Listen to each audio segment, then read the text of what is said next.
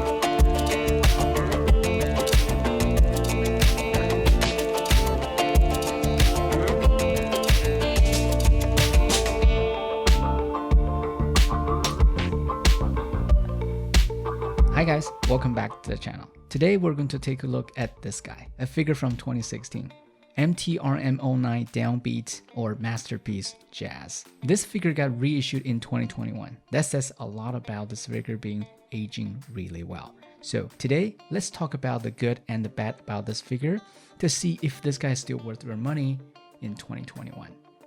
The reason why this figure stayed popular for so many years was because its aesthetic design. You see, this is almost like an official design, especially the face, the likeness of the character, the proportion. It just captures the likeness of Jazz, the character, like no other figures. Here are the accessories. First, the speakers. These speakers go on to the back of the shoulder, like there's a little hole behind the shoulder. And you can just plug it in like that. And also it goes on to the car mode. I don't know, people probably will display their Jazz with this. And to make this volume go like up, Jazz also have another pair of speakers on the waist. There are these little pieces. It's like waist plate. It goes onto the waist like that. It's also a speaker looking shape. So that's how Jazz can actually play some music with some enhanced speakers. And I believe everybody remembers the grappling hook from the first few episodes, that he uses this one to save Optimus. But I never really used this on the figure because there were people reporting that this tab is breaking the thumb or even the palm of Jazz. So I'm okay with this. I'm okay with not using this. And lastly, Jazz came with two alternate faces. One is like a taunting face, one is like a yelling face. I'm not a fan of these two faces, but I'm a big fan of the chromed visor. I think this is one of the best design choices on like robots. It gives the robot life. Now here's a quick size comparison. As you can see, Jazz is of the exact same height with other Carbots. And also, you may notice that this Jazz shares like the style between the toon look and the toy look.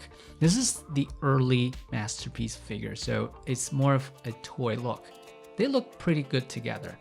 But when you put it right next to a more toon look figure, they looked great too. So this Jazz blends these two different styles, like kind of in the middle ground of a toon look and a toy look. So that's pretty good. You can display this Jazz with either the plus version of the MP cars and the non-plus version of them. So that's really nice. And one of the best design decisions of this Jazz is the chest design, right? As you can see in the transformation sequence, let me just use this as an example. This car is beautiful, and partly because of the streamlined design, right? It's super wide on the front, super wide on the rear, and the middle body is pretty slim. That creates a very beautiful look of the car. Therefore, it became a jazz syndrome, right? Every jazz almost has a pretty wide chest due to that reason. And this guy, even though its car is not the best streamlined vehicle, but it does have a more better looking, like better proportioned body when it transforms in the robot mode. So that's one of the best features of this figure. Jazz is my favorite character in the whole Transformer franchise because this guy is all I had when I was a kid. This is the leader of all my toys because this is my best Transformer toy. Autobots, transform and roll out.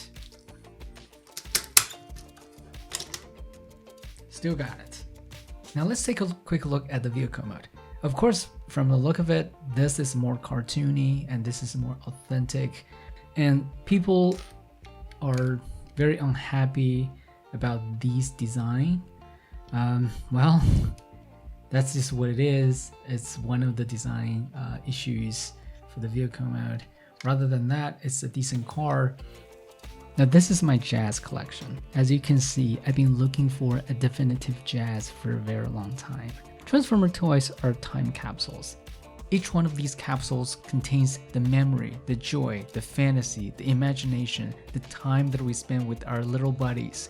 Those great times. That's why we love those figures. We're trying to find that definitive figure just like how we imagined when we were handling those ancient vintage toys.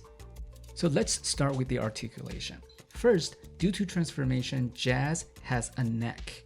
Now this neck gives Jazz's head pretty good range. For example, he can actually look down like this much. That's crazy. But it doesn't really look up too much. If you don't want to break the sculpt, probably this is the limit. But that's fine. The head is on a ball joint, so it goes 360, which is pretty standard. Now, for the shoulder cannon, there are some issues. First off, it goes up and down. It goes up and down like this, which is good enough. However, it doesn't give you the side-to-side pivot. Why? Because it's actually designed on this tab. This is a very vintage Generation 1 design. It claps onto the plastic piece here. So this is not the best design, but I can live with that. Now, the next part is probably a little bit frustrating to me. That is the wings. We can take this off. Now the wings, they don't tap in. So they kind of just free floats around here. Now, if you're OCD like me, I find myself spend a lot of time adjusting the angles of the wings just so that they stay symmetric. And you also have this angle to adjust. So it kind of a little bit frustrating to get the wings perfectly in every angle. So that's something. Of course, understandably, this is the designer trying to give us options to hide the wings. So if you don't want to spend too much like attention adjusting the wings, might as well just hide them. So that's that. Next, the shoulders. The shoulder design is actually pretty good. You can actually see it goes all the way up, almost all the way up. This is not like a 2016 design. It's a current trend for the like MP line. But it has a design flaw. Look at this. If you just swing the arms like backwards, see, it untabs this tab under the chest and also under the armpit. Why? Here's the reason why. There's a pin here. There's a pin for transformation, but the shoulder, when you rotate or swing the shoulders, this will actually hit this pin and it will untap the tab under the armpit and the chest. This, my copy is a 2018 reissue. It already fixed the looseness of these two tabs. The first version actually got these two tabs pretty loosely, but still, this is not going to be resolved by tightening the tabs because there's the design flaw with the shoulder piece hitting that pin here. So that's the shoulder. There are some design issues. And for the forearm, there were some other minor issues. That is this piece. This piece also doesn't really have any tabs to hold it in place. So when you are handling the arms, which the bicep has a 360, which is really tight, you would naturally hold the forearm like this. But when you rotate, you ended up rotating this one. So it's not the best feeling to handle the figure, especially, you know, it's not loose or anything, but it just does not tap in purely on friction. Now the fist rotate like this, and these four fingers are together. It's pretty standard for MP cars, carbot. So that's that. Now the waist rotate like this much because this L-shaped bracket will hit the waist, and that's the range that you get out of this. And here's a good design for the ab crunch. As a 2016 design, it gives you an ab crunch, and also they incorporate this joint as a transformation joint, which is pretty clever. So I like that. That's the waist. And for the legs, it's also pretty standard. It goes all the way 90 to the front, and it almost goes all the way back, almost, and it goes to the side as almost 90, and they're all on pretty decent ratchet, which is pretty good. The thigh and the abdomen are like, they has some metal piece, not this piece, but this L-shaped bracket is metal, so it gives the figure some heft, which is good. About the knee, it's a bit like soft, I would say. The reason why it feels soft is that it's on these hollow pins.